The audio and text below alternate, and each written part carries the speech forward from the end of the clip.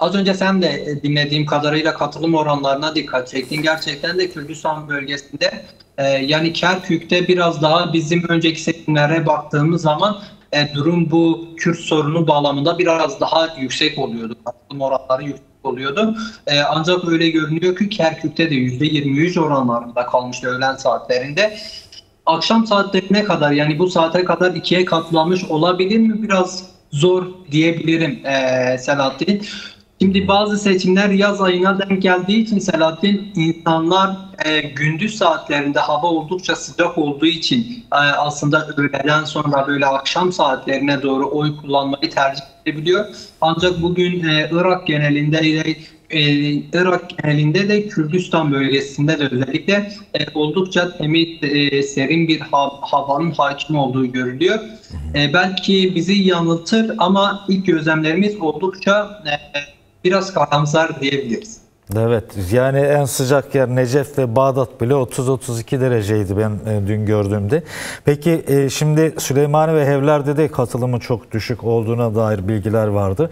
329 milletvekilinin olduğu Irak parlamentosunda 46 sandalyesi vardı Kürtlerin. Bu bu katılım oranlarındaki düşüklük bunu etkiler mi? Onu soracağım. Geçen de konuşmuştuk. Aslında katılım oranı yüksek olursa bu 46 sandalyenin 60'ın üzerine de çıkabileceği potansiyel olarak yani teorik olarak söz konusuydu ama gözüken o ki çok fazla bir değişiklik olmayacak gibi gözüküyor. Yani bir de %25'lerde kalırsa bu seçimin meşruiyeti de tartışma konusu olur muhtemelen. Yani aslında Irak'ta son 2-3 dönemdir gerçekleşen hemen bütün parlamento seçimleri biraz gayet meşru olarak tanımlanıyor toplum nezdinde. Toplum çizgisinden baktığımız zaman öyle Selahattin. Evet. Çünkü insanlar bizzat KDP Başkanı Mesut Barzani Duhok'ta gerçekleştirmiş olduğu son mitinglerinde şunu söyledi. Biz Irak parlamento seçimlerinde kürsülerin önceden belirlendiğini biliyoruz dedi. Yani bu şu demek, yani siz isterseniz sandığa gidin, isterseniz gitmeyin. Kimin ne alacağı biraz belli. 2021 seçimlerinde de bu durum oldukça tartışılmıştı. Yani sandalyelerin önceden belirlendiği, kimin nasıl bir şekilde Irak parlamentosunda yer alacağı daha önceden belirlenmişti şeklinde birçok kişi yazıp çizdi. Hatta bazı yer yer belgeler de sunulmaya çalışıldı. Şimdi böyle bir durumda toplumun Irak yani kendi iradesinin sandığa yansıyacağı konusunda ciddi endişeleri oluyor. Bir diğer konu, şimdi bu katılım oranlarının düşüklüğü sadece Kürdistan bölgesiyle sınırlı değil. Güney Kürdistan'la sınırlı. Dolayısıyla bir paralellik var. Diğer partilerden de bir şey kaybetmiyorlar. Yani kendilerinin ekstradan kaybettiği bir şey söz konusu değil. Kürsü sayılarını kazanabilecekleri potansiyel kürsü sayılarını çok etkileyeceğini düşünmüyorum.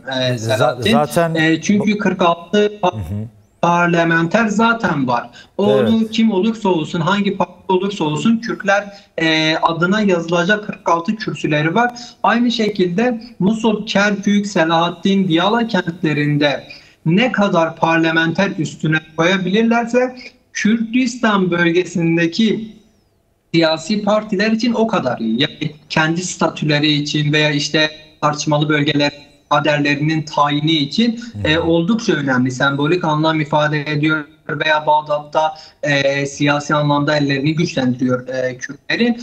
Bu durumun da nasıl sonuçlanacağını şu an gerçekten de kestirmek biraz zor. Bazı olağanüstü bilgiler aldık dün akşam geç saatlerinde. Örneğin YNK'nin Duhok'ta Rayan Kildani isimli lideri azınlık kotasında belirlediği bir aday lehinde çekildiği ifade edildi. Bu durum YNK'nin Duhok'taki yapılanmasında, örgütlenmesinde bazı krizlere neden oldu. Ama ancak bunun karşılığında Kerkük'te de Hristiyan azınlığın YNK'li Kürt parlamenteri destekleme şeklinde bazı karşılıklarının olduğu ifade edildi. Bu böyle bir irili ufaklı krizlerin KDP nezdinde işte Duhok'ta, yine Musul'da da yaşandığı ifade ediliyor. Ancak nihayetinde şu an gözler Kürdistan bölgesinde biraz KDP geriler mi gerilemez mi? YNK'nin işte bu son yaşanan olaylardan sonra oyu geriler mi gerilemez mi? Veya KDP ile bir önceki seçimlerde açılan o uçurum farkını kapatır mı? En aza indirir mi indirmez mi? Biraz bunlarda yanı sıra bu 46 parlamentere Kürtler bir bütün olarak Musul, Selahattin, Diyala ve Kerkük kentlerinde ne kadar katarlar? Bu soruların cevabı bu akşam aranacak. Peki son olarak bu Şiilerin bulunduğu Şii bölgelerindeki katılım hakkında herhangi bir veri var mı elinde? Özellikle Sadr'ın bulunduğu Necef gibi, Kerbela gibi hatlarda oradaki katılım nasıldı?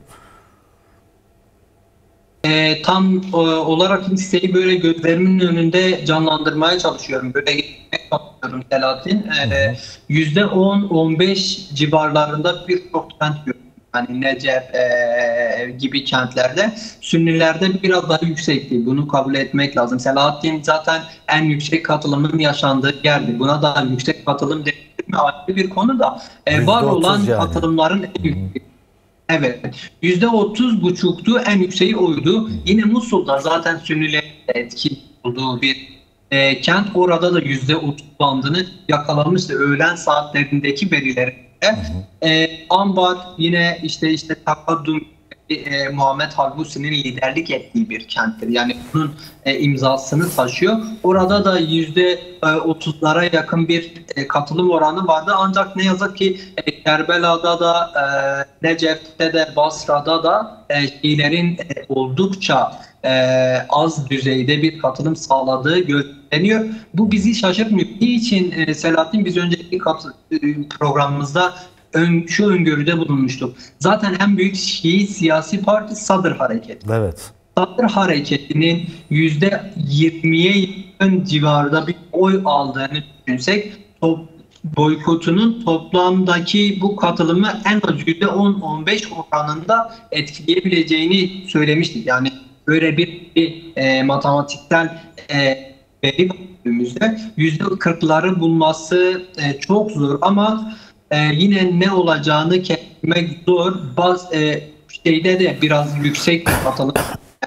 Başkent Bağdat'ta, orada da çok kimlikli yapısından kaynaklıdır diye düşünüyorum. Çünkü sadece Şiiler yok orada. Önemli oranda bir Sünni nüfus da var, Kürtler de var orada. Yani hem zamanında oraya göç eden Kürtler hem de Kürdistan bölgesindeki siyasi partilerin veya hükümetin görevlisi olarak orada yaşayan önemli sayıda bir Kürt nüfusu da var. Tüccar sınıfı var ve benzeri. Orada da çok küçük bir ihtimal ancak Kürtler bir parlamenter belki çıkarır. Bugün farklı bir kaynaktan şöyle bir şey okudum Selahattin. Hem Selahattin kentinde hem Diyala kentinde YNK'nin bir aday çıkarabilme potansiyelinin çok yüksek olduğunu söylemişti. Bunu da şeye dayandırmıştı. Yani özel oylamanın sonuçlarına dayandırmıştı. İlk defa özel oylamada Selahattin ve Diyala kentlerinde bu kadar yüksek oranda YNK'nin oy aldığı ifade edilmişti. Kerkük'te de farklı bir sürpriz beklemiyoruz ama YNK'nin yine birinci parti olması yüksek ihtimal. Fakat diğer partilerin yani parlamenter çıkarabilme potansiyeli düşük olan partilerin aldığı Kürt oylarının boşa gideceği konusu biraz da iç yakıcı.